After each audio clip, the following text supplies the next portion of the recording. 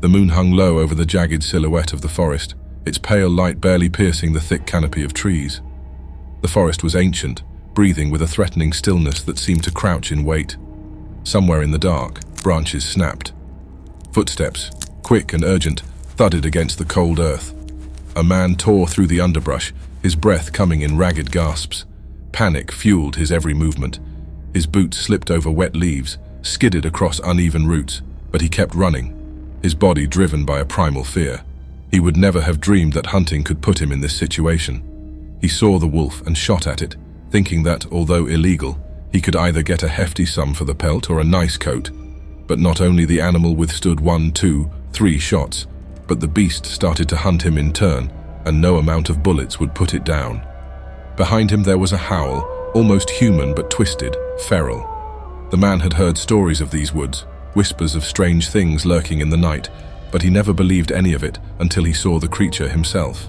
It had been stalking him, keeping to the shadows, appearing only briefly with the glimpse of a shape between the trees.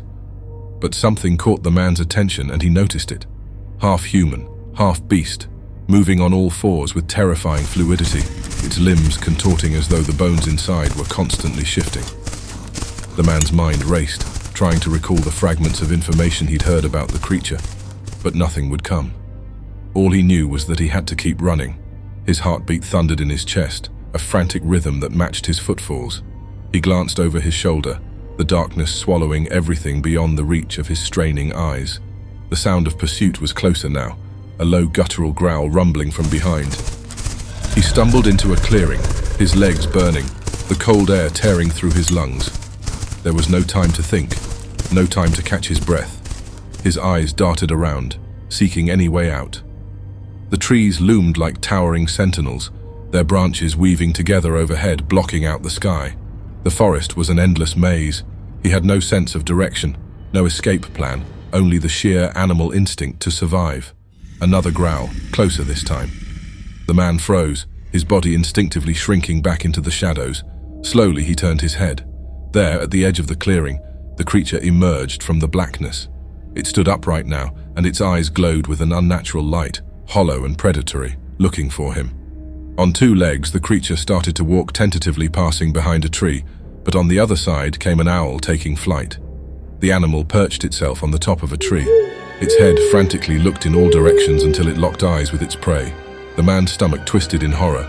The owl's head tilted, almost curious, as if savoring the fear rolling off its prey. Without warning, it lunged, taking flight, its eyes gleaming red as it cut the air with its wings fully open. It landed behind a bush, but from there came out a grotesque wolf, the fur black like coal and ashes and unnaturally sharp teeth. Its limbs were long and slender, and in its front legs a mix of paw and hand that scraped the bark of the nearest tree. The man bolted. Adrenaline surged through his veins, fueling a burst of speed he didn't know he had. He could hear it behind him, the snapping of branches and the low snarl growing louder with every heartbeat. His body screamed in protest, his legs on the verge of collapse, but the terror kept him moving. The forest became a blur, a tangle of shapes and shadows. The man's breath came in short, desperate gasps, each step a battle against the exhaustion creeping into his limbs. He could feel the creature's presence, its weight on the air, almost close enough to touch. Then silence. The man dared a glance behind him, his heart thudding in his throat. Nothing. The woods were still, the only sound the distant hum of the city and the soft rustling of leaves.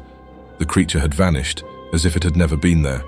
For a brief moment, hope flickered in the man's chest. Had he outrun it? But something was wrong.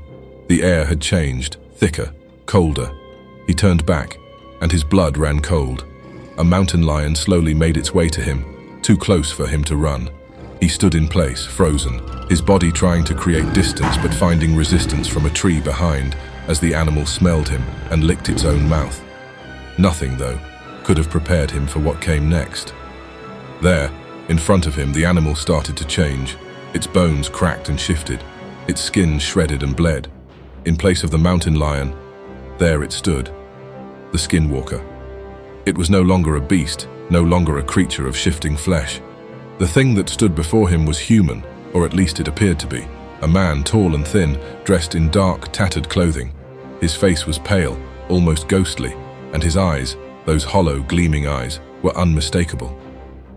The Skinwalker smiled, revealing a mouthful of sharp, gleaming teeth. But there was no joy in it, only hunger. In that moment, the truth crashed over the man like a wave of ice. It had toyed with him, luring him into a game of fear and survival. The man's legs gave out beneath him. He fell to his knees, his strength gone, his body trembling as the vampire approached. The creature moved with a grace that was almost beautiful, its every step calculated, precise. There would be no escape. As the vampire's hand reached out, the man closed his eyes, his final thoughts drowned in a wave of dread. The last thing he heard was the soft rustle of leaves, the whisper of death drawing near. The forest swallowed him whole. In the distance, the city of Dreadford continued to pulse, unaware of the darkness lurking just beyond its borders, in the ancient woods where the old predators still hunted.